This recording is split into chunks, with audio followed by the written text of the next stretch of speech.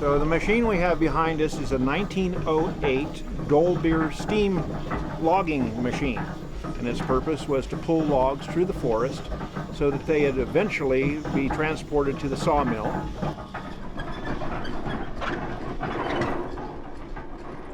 So this steam engine operates essentially by a wood fire boiling a steep kettle full of water, creating steam.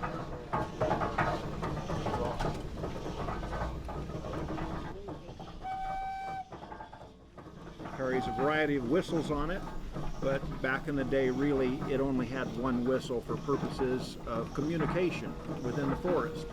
If there was a need for communication over the side of a hill, they would have what's called a whistle punk, a small boy that had a wire that was attached to the whistle, and he would watch the logging operation below and then pull the whistle at the right time so that the steam engineer could engage the machinery and pull the log up from an area where the engineer couldn't exactly see it.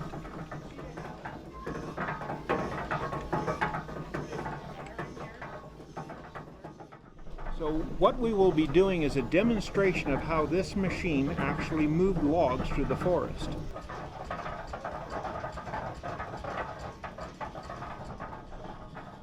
Essentially, the loggers would drop the trees, and this machine would roll the logs into two-pole chutes, which is basically a road through the woods.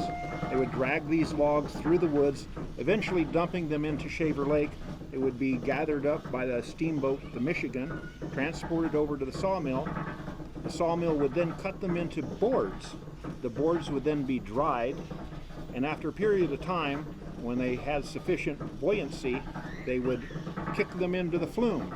And then the flume was 42 miles long and would reach Clovis 6.5 hours later. So at the turn of the century, this was the latest and greatest technology.